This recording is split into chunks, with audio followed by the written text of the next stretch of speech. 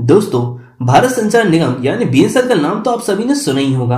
अब शायद ही कोई ऐसा होगा जो बीएसएनएल की सर्विस यूज करता होगा। हम सब जानते हैं कि एयरटेल और जियो के सामने बीएसएनएल का क्या हाल है, लेकिन एक समय ऐसा भी था जब बीएसएनएल के सब्सक्राइबर एयरटेल और जियो से भी तेज रफ्तार में ग्रो कर रहे थे और ये गवर्नमेंट की सबसे बड़ी प्रॉफिटेबल कंपनी में शुमार थी। जबकि इस समय की बात करें तो आज इसकी हालत ऐसी है कि प्रॉफिट तो दूर की बात है, अपने एम्प्लॉयज को ये सैलरी भी नहीं दे पा रही है। दरअसल बीएसएनएल कई सालों से लॉस में चल रही है, जिसके चलते साल 2006 में इसका मार्केट शेयर जो 31% था, आज 2022 में वो सिर्फ 9% रह गया है। यहां तक कि पिछले साल इसे 7,441 करोड़ रुपए का लॉस भी हुआ था। तो आज की इस वीडियो में हम जानेंगे जो बीएसएनएल एक समय में मार्केट की लीडर कही जाती थी, आज वो बिकने की कगार पर क्यों आ गई है। दोस्तों, पूरी जानकारी देंगे, वीडियो में आखिर तक बने रहिए। दोस्तों, अगर आप सोचते हैं कि बीएसएनएल की शुरुआत हमने की है तो आप गलत सोचते हैं, क्योंकि बीएसएनएल की शुरुआत हमने नहीं, अंग्रेजों ने की थी। बीएसएनएल की यह कहानी 1850 के उस दौर से शुरू होती है जब ब्रिटिश इंडिया में अंग्रेजों ने कोलकाता से डायमंड तक टेलीग्राम लाइन बिछाई थी। इसके बाद साल 1854 तक ये लाइन पूरे भारत में बिछा दी गई और इसकी सर्विसेज आम लोगों के लिए शुरू कर दी गई। आपको बता दें कि भारत का पहला टेलीग्राफ मुंबई से लेकर पुणे तक भेजा गया था इसी टेलीग्राफ लाइन के जरिए, जिसे आम भाषा में लोग तार कहते थे। 1947 में जब भारत आजाद हुआ तो इस टेलीग्राफ लाइन की पूरी जिम्मेदारी डिपार्टमेंट ऑफ टेलीकम्युनिकेशन यानी डॉट को सौंप दी गई। इसके बाद 1976 में भारत सरकार ने दिल्ली और मुंबई जैसे महानगरों के बीच टेलीग्राफ लाइन बिछाने का काम शुरू कर दिया और इस काम के लिए डॉट की एक सब्सिडियरी कंपनी यानी एमटीएनएल की शुरुआत की गई।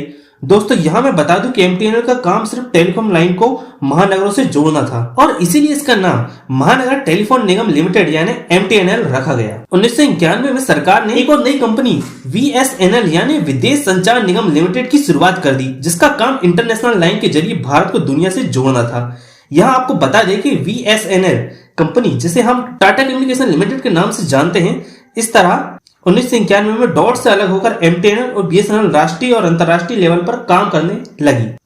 अब आ गया था टेक्नोलॉजी का समय, तो सरकार को भी अपने काम करने का तरीका बदलना था। इसी बदलाव के दौर में 1999 में सरकार ने डॉट को डॉट और डीटीएस में बांट दिया, जहां डॉट का काम था सिर्फ पॉलिसी बनाना और डीटीएस का काम था लोगों के लिए सर्विसेज पहुंचाना। और फिर साल 2000 में इसी डीटीएस का नाम चेंज करके बीएसएनएल कर दिया गया और यहां से बीएसएनएल की शुरुआत हुई। इस तरह भारत के अंदर बीएसएनएल की शुरुआत हुई। उस समय बीएसएनएल भारत की जरूरत थी तो बीएसएनएल हर जगह छा चुका था।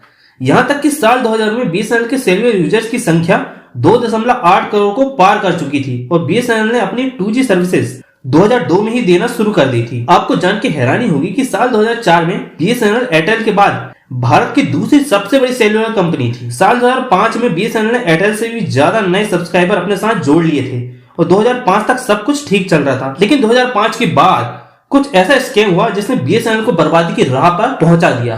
बीएसएनएल के साथ पहली घटना 2006 में हुई थी। उस समय के टेलीकॉम मिनिस्टर दयानिधि मारन ने अपने भाई की सन टीवी नाम की कंपनी को फायदा पहुंचाने के लिए बीएसएनएल का मिस यूज किया था। जांच में पता चला कि दयानिधि मारन ने बीएसएनएल के 330 कनेक्शन का मिस यूज किया था, जिससे बीएसएनएल को पहली बार 1500 करोड़ रुपए का नुकसान हुआ था। अब धीरे धीरे बीएसएनएल से लोगों को भरोसा उठने लगा। बीएसएनएल ने अपनी रिस्पेक्ट वापस पाने के लिए वी मैश टेक्नोलॉजी को लाना चाहा, लेकिन बीएसएनएल का मैटर इतना ज्यादा बड़ा हो गया था कि पॉलिटिशियन इसमें इन्वॉल्व होने लगे और बीएसएनएल को अपने काम करने से रोकने लगे।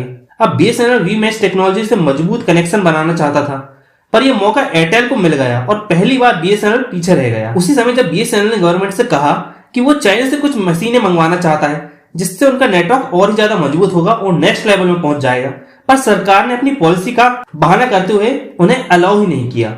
असल में बीएसएनएल भी बाकी कंपनियों की तरह चाइना से सस्ते इक्विपमेंट मंगाना चाहता था, जिससे वो और आगे बढ़ सके, लेकिन देश की राजनीति ने बीएसएनएल को खा गया। बीएसएनएल इन सब मुसीबतों से निकलने की कोशिश ही कर रही थी कि उसी साल 2010 में 2G घोटाला सामने आ गया। अभी 2G घोटाला क्या है? ये स्पेक्ट्रम एलोकेशन से लेकर एक स्कैम किया गया था, जहां नीलामी में पहले आओ पहले पाओ की नीति अपनाई गई। इस तर्ज पे जो पहले आया उसे लाइसेंस दे दिया गया, जबकि इसकी बकायदा नीलामी होनी थी और इसमें सबका हक था। इस पर कैग ने जानकारी दी, जो कि हमारे देश के पैसे और वित्त का हिसाब रखते हैं। उन्होंने कहा इस स्कैम की वजह से सरकारी खजाने में 1,76,000 करोड़ रुपए का घाटा हुआ है। उस समय बीएसएनएल के सिर्फ एक स्कैम के कारण इतना ज्यादा बड़ा घाटा हो गया सरकारी खजाने को। इस स्कैम के बाद बीएसएनएल के स्टॉक प्राइस धीरे धीरे नीचे गिरने लगे। इन सभी विवादों के कारण बीएसएनएल जो टेक्नोलॉजी साल 2006 में लाना चाहता था, उसे लाते लाते साल 2013 आ गया और इंडस्ट्री में इतने ज्यादा पिछड़ जाने के कारण कंपनी को साल दर साल ढेर सारा नुकसान होने लगा।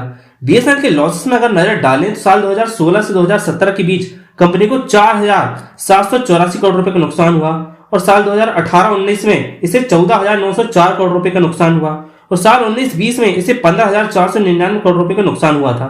और इतना ही नहीं, इन लॉस के साथ कंपनी का मार्केट शेयर तेजी से गिर रहा था। इन सभी लॉसेस की वजह से बीएसएनएल को कई बार बंद करने की बातें भी सामने आने लगी। और दोस्तों, इस समय की बात करें तो बीएसएनएल की हालत ऐसी हो गई है कि अब वो अपने एम्प्लॉइज को भी सैलरी नहीं दे सकती। अब सबसे बड़ा सवाल ये आता है कि भैया ये कंपनी फेल क्यों हुई?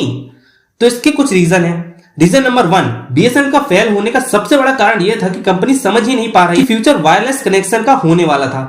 आपको बता दें कि टेलीकॉम नेटवर्क दो तरह से काम करता है, जिसमें पहला जो होता है वो वायर नेटवर्क होता है और दूसरा जो होता है वायरलेस होता है। वायर्ड नेटवर्क जमीन के नीचे से वायर बिछा के होता है, जिससे फोन कॉलिंग आप सब यूज कर पाते हैं, जिसे हम टेलीफोन कहते हैं। लेकिन जो वायरलेस नेटवर्क होता है टावरों से जाता है, जिसे हम वायरलेस अपने सेलुलर फोन से यूज कर पाते हैं। अब बीएसएनएल का शुरुआत का समय देखें तो उस समय वायर कनेक्शन चलता था, लेकिन अब ये समय जो था ये वायरलेस कनेक्शन का हो गया था और बीएसएनएल को एक्सपेंड करना था। लेकिन बीएसएनएल के पास वो टेक्नोलॉजी थी नहीं और सरकार उसे वो टेक्नोलॉजी लेने नहीं दे रही थी, जिस कारण बीएसएनएल धीरे धीरे करके पीछा होता रहा। और साल 2006 के बाद तो वायरलेस कनेक्शन में क्रांति आ गई। हर कोई जिसके पास मोबाइल था वो अपना मोबाइल जेब में लेकर घूमना चाहता था, लेकिन बीएसएनएल अपने वायर से चिपका हुआ था। रीजन नंबर 2, बीएसएनएल के फेल होने का दूसरा कारण यह था कि बीएसएनएल डिसीजन ही नहीं ले पा रहा था। अब भैया कोई काम करना तो डिसीजन तो लेना ही पड़ेगा।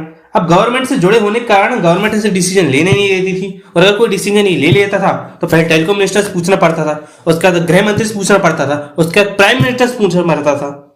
इतने सारे लोगों से पूछने के कारण डिसीजन था वो ले ही नहीं पाए और काम आगे हो ही नहीं पाया। इसका फायदा प्राइवेट कंपनियों ने उठाया और वोडाफोन आइडिया, एयरटेल जैसी टेलीकॉम कंपनी बहुत आगे निकल गई और धड़ाधड़ अपना नेटवर्क बढ़ाते रही। रीजन नंबर 3, बीएसएनएल के फेल होने का तीसरा कारण इसके एम्प्लॉइज थे।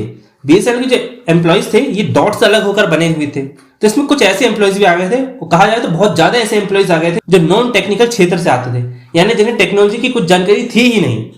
चूंकि ये सरकारी कंपनी थी इसलिए वे इसमें थे, इसलिए वे इसमें काम कर रहे थे, लेकिन उन्हें बनता कुछ नहीं था। इस कारण वो ठीक से काम ही नहीं कर पाए, तो टेक्नोलॉजी आगे नहीं बढ़ पाई। अगर आप आज भी बीएसएनएल कस्टमर केयर में फोन करेंगे तो आपकी प्रॉब्लम को सॉल्व ठीक से कर ही नहीं पाएंगे।